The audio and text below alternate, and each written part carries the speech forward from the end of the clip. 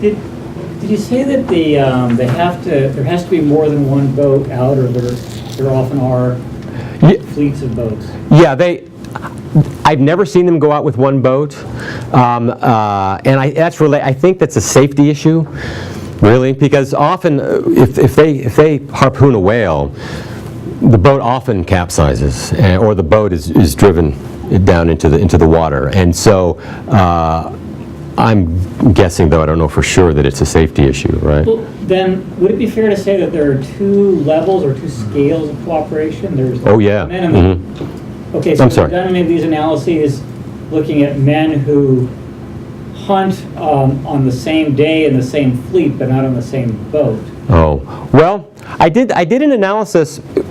I looked at, and this may be what you're getting at, right? Because there's cooperation between the boats, right? And it's very interesting because if a boat strikes a whale, no other boat can harpoon the whale or tie on unless asked by the first boat, right? They have to ask, and then once the boat is asked for help, that boat gets full franchise, right, in the whale, right? So it's shared in half, right? And I was wondering if any of these factors played a role in how the boats cooperated, because if there's another boat that you have affiliation with, you might hang out closer together when you're out at sea so that you're more likely to ask that boat for help, right? And I found that lineage and kinship played no role. But there is a nascent moiety system that I didn't discuss, that the boats, the village is organized into what is now called Lamalera A and Lamalera B, right? One down on the beach and the other half of the village up. And it's manifest spatially on the beach where the boathouses are, right? So all the boats on the right hand are Lamalera A, and all the boats on the left hand are Lamalera B, right? A and B, right? And when I had GPS units. I tracked the boats using GPS units, and boats from Lamalera A associate with one another spatially out at sea, and boats from Lamalera B associate with one another more. And so that's the only pattern I was able to discern in terms of structure while the boats are out at sea. If that answers you. Thanks. Just on top of that, are the moieties made up of matching lineages? So all the people from Lamalera A are going to be from one of 3 or 4 lineages, and all the people from... It tends to be that way. Yeah, I mean, there's a set of lineages that live up on top. Mm-hmm. Yeah. I was wondering, to what extent are the different lineages, are there different norms within the different lineages as opposed to similar norms across the lineages but that are applied to different groups of people? Yeah, that's an interesting question, and I've had this before, and I had to think about this, right? Because there has to be shared norms, because if you're cooperating between the lineages, there has to be, you all have to agree, for example, what part of the whale belongs to the crews. Right, because if there's 2 boats, then the crews share the crew section of the whale. So there has to be a shared understanding of butchering norms between the lineages, right? But where they differ is, and I don't think it's trivial. Somebody said this is trivial. They differ in terms of who actually gets the pieces. Right? I mean, if you belong to one crew, to one lineage, there is there's corporate shares. You have a different harpooner. You have a different sailmaker, and these are people who, while they receive the same part of the whale, I mean, they're different people. You see? And so if you belong to lineage A, there's a set of people that will receive this chunk of meat, right? And if you're in that lineage, these other people will receive. So the norms differ to that extent, you see, and I think it's important.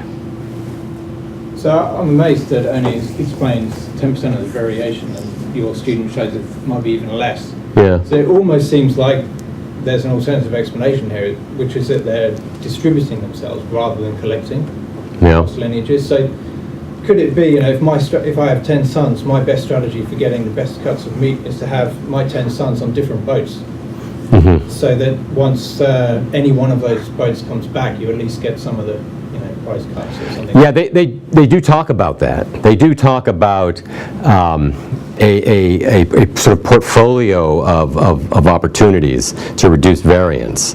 And there is some of that going on. But the low variance also, I mean, is related to the fact, I think that the effect is probably higher, but sometimes men, for example, don't go out every day. And so where you might see people associating, they don't, because they don't go out on the same day, right? There's that issue. Some men don't have a lineage that organizes a boat. So if you have men who belong to small lineages, and so they don't have the same opportunity to associate with other lineage members that men with large lineages do. And so I think that also reduces the variance. But what you say is true to a certain extent, is that men do take the opportunity sometimes, and I haven't looked at it in great detail, but I've had it explained to me that that if you don't want to go out on the, because they live in these compounds, and brothers will sometimes go out on different boats for the very reason you say, because there's great variance in returns, as you probably guessed. I mean, whales are extremely rare. They only get about 20 of them a year, right? And so it's a rare event, and it's a good idea to sort of spread yourself out. Is there a way statistically to assess not whether they're clustering together, but whether they are actually distributing more evenly across greater than chance? I don't know. Anybody who, yeah? You could. Yeah. You could. All right. We'll give that a try. I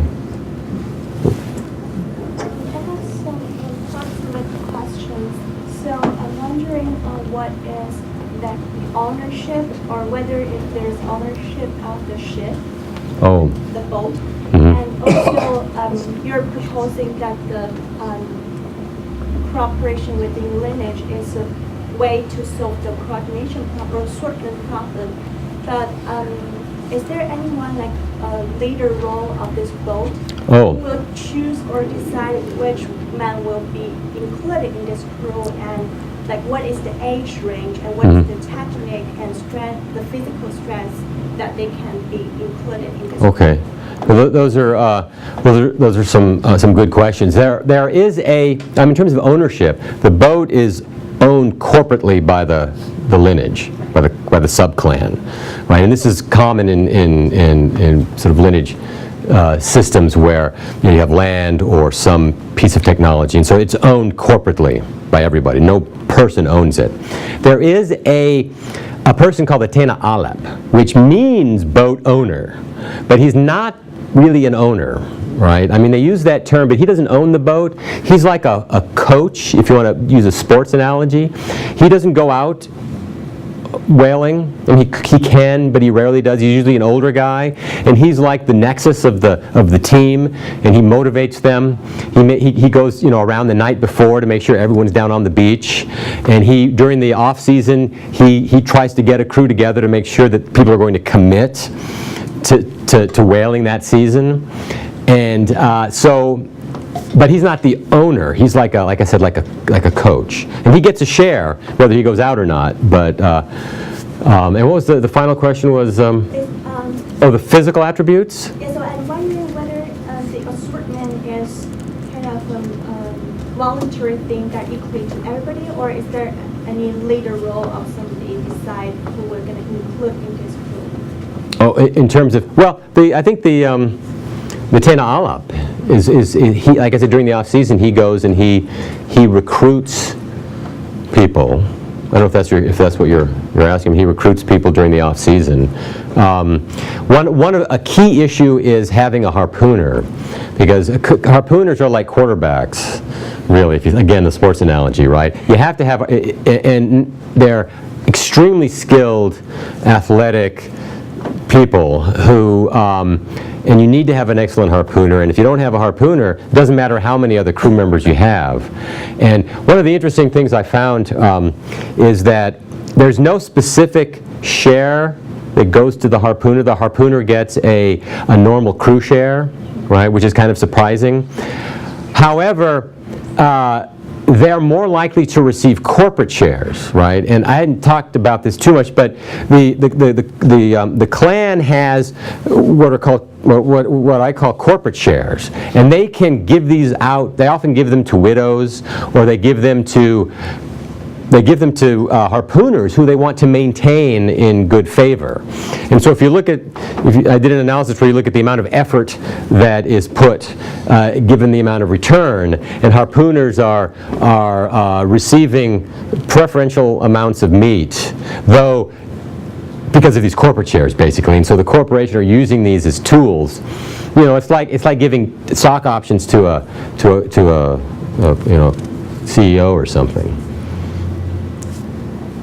So, because the boats are owned by the lineage, it seems like that's like gives you this baseline group that you can kind of pull from your crew, right? So, which seems to be sort of building on what Dominic was saying, like gives you kind of this baseline of an R squared of maybe 10 or 11, but it sounds like there's a lot more. And I'm just like, it sounds like the next best thing to look at would have been what you did, which is kinship and then affinal relationships. Right. But what about location, like neighbors or something like that? Because propinquity? Yeah, because I looked at some food sharing data on Mare, some of Rebecca and Doug's data, and it showed that the food sharing was going on not just by kinship but also by geographic location. Like so these clusters of neighbors shared more. And if the food sharing is happening on those kind of levels, I wonder if that also affects the recruitment for the crew. That's a possibility. I haven't looked at that, but yeah, there's a number of different factors that I still need to look at in terms of trying to understand this. I mean, part of the issue is there are lots of folks that are not very closely related to anybody. I mean, there are some folks that have big families, some people have small families, some people who belong to big lineages, some people whose lineages are just 2 or 3 guys. Sometimes by chance you could have a lineage where there's not a large number of men of the appropriate age, and that can explain some of this. I mean, some of the lineages, they have a boat, but they just don't have very many guys of the proper age. One of the issues now in Lamalera is that a big chunk of the prime-aged men leave for wage labor. They go to Jakarta, and they go to other places too. And so if you look at the age structure of the age distribution of the hunters, you have this big gap, right, where you expect, there to be a lot more people. No. So 2 questions. One, you presented so much data that perhaps you presented this and I've forgotten it, but I'm intrigued by the idea that they go out in fleets because although your safety explanation explains why you might go out with, say, 1 or 2 other boats, if whales are very rare, and while there might be, a season and there might be, say, I don't know, indicators that people know when the prey are present and therefore they have a good guess as to the likelihood that whales will be found. Beyond that, it seems that it's puzzling that you would go out in a fleet of 8 or 10 boats if there's a right of first possession, right? Because if a whale surfaces, you're probably not that much more likely to spot it, if you have 8 or 9 boats than if you have 2 boats, right? Right. And so all that you're doing is increasing competition. And if these guys aren't going out all the time, it would seem like there's an incentive to not go out on the same day that lots of other boats are going out on.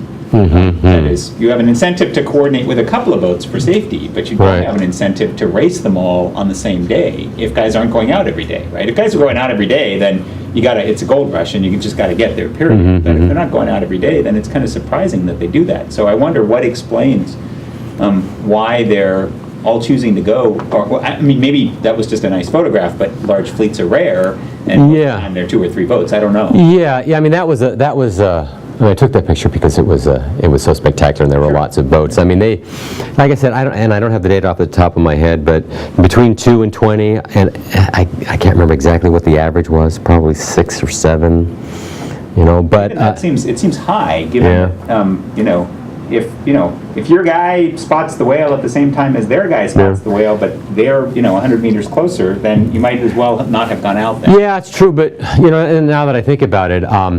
Almost always, it requires more than even 2 or 3 boats. right, to catch a whale. And often there are more than one whale. I mean, they travel in pods. Right? And this place is, I guess there's two kinds of sperm whale. There's residential groups that don't travel much, and then there are other kinds that travel globally. And this is a migration path for the whales. And so usually when you see one, there's more. Right, and that may explain it. And then two, it can take, especially if the whales are large, 2, 3, 4. I've seen 5 boats all tied to one whale being towed, and so that might be another reason that explains what you're asking about. So this is a question from Cal State Fullerton. They want to know whether there's any connection between harpooners and their social status or reproductive success. Oh, yeah. I did a paper. And actually I was motivated by Eric Alden Smith. He wrote that paper, I don't know if you've seen it, on the reproductive success of hunters, of good hunters. And so I decided to do the same analysis in Lamalera and found that the harpooners, they get married significantly earlier and have significantly more children. Right, it's like 2 more children during their reproductive life than a non-harpooner, which is interesting. And the fact that they get married earlier too is really interesting because and I don't know for sure, but they appear to be getting married before they're harpooners because there's a long training period, and so they must be signaling some high quality aspect that women are picking up on because they're getting married significantly earlier, and they're turning that into, and the reason they're having more kids is because they have this longer reproductive period too. So that's exactly what Eric Alden Smith found with all these other groups too, right? I was interested in how developmentally these different roles are being allocated. So is it the case, it's especially interesting because apparently these harpooners are already in favor before they are actually harpooners of the other sex. I'm wondering whether it's the case that they hunt smaller prey and boys, can distinguish themselves. Oh, well, what's interesting, I mean, the kids, because it takes these skills that harpooners have are very specific, and I mean they are balanced on, these harpooner platforms are just bamboo rods that go out about 5 meters in front of the boat, right? And they're balanced on on either side like this, and the boats are going up and down when they're chasing the whales, and the harpoon's 5 meters long, so it's a really long harpoon, right?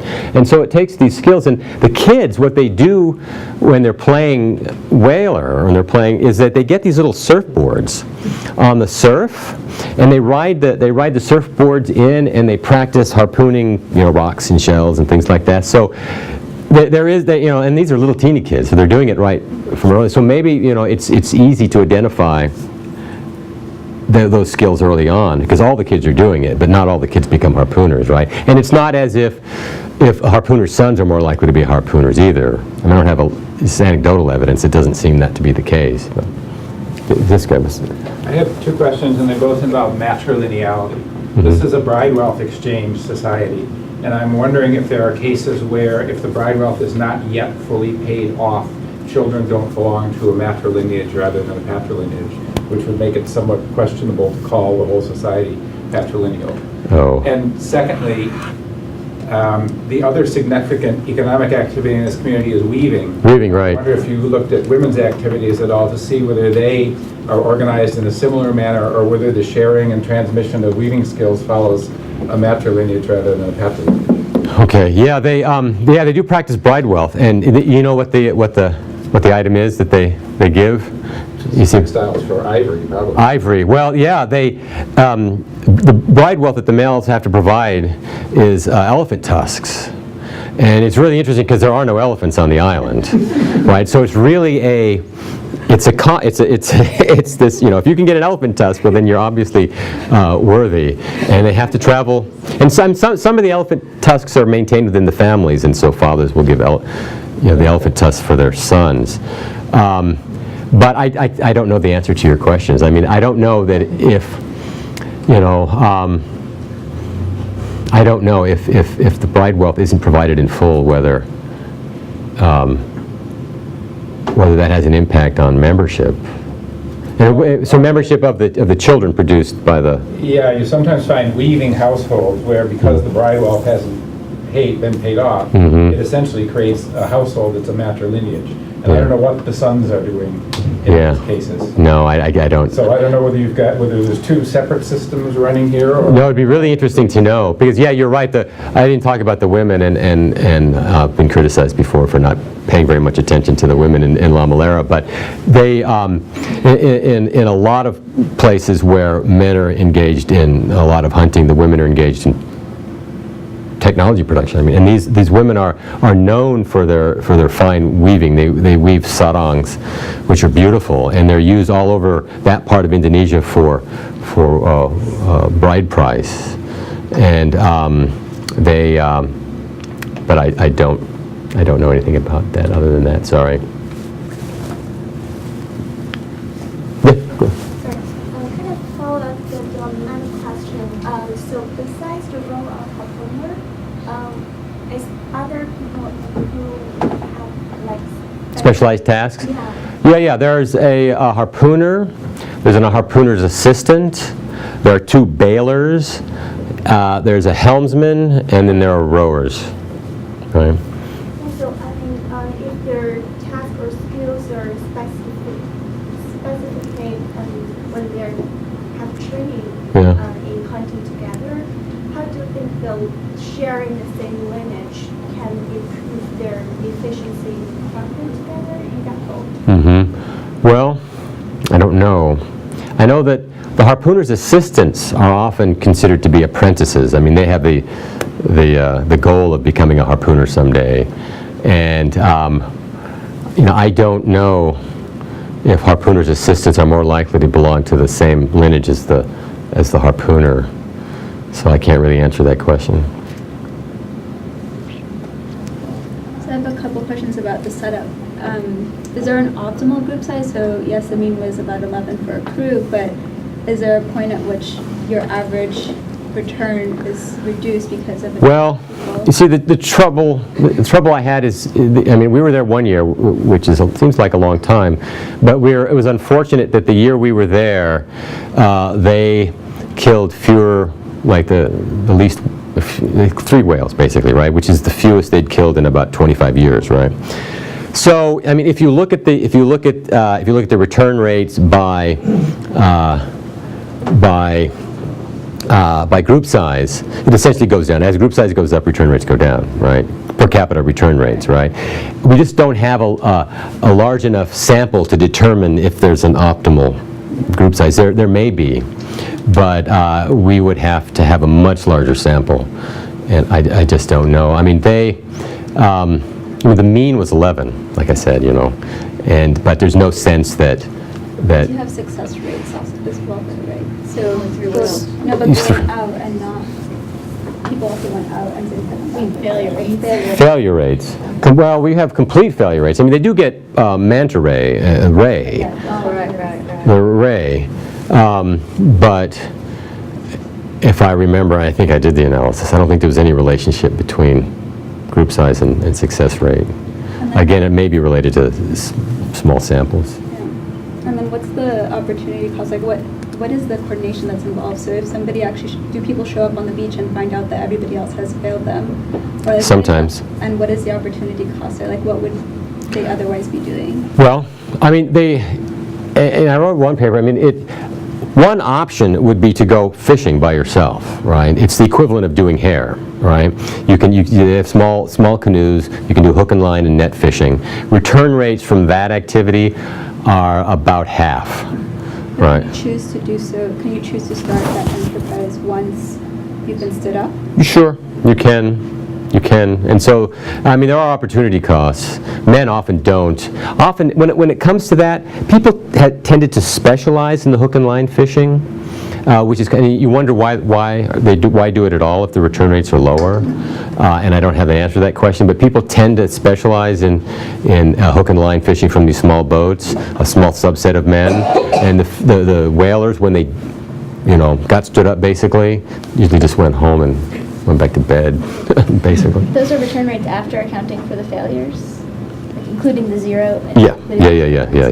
I mean, the thing is that there are lots and lots of days where they get nothing, but I mean, a whale is huge, and so on those days, return rates are out of the roof. Are there preservation methods?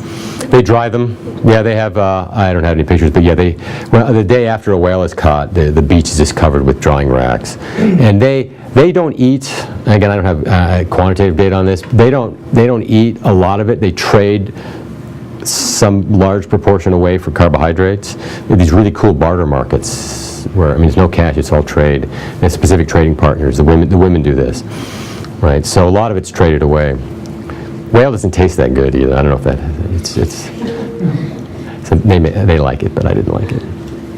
They must use the oil also. They use the oil for lamps. I mean, some of the houses, and now probably most of them have I mean, there's no electricity when I was there. A few houses had generators, but yeah, they use the oil for lamps.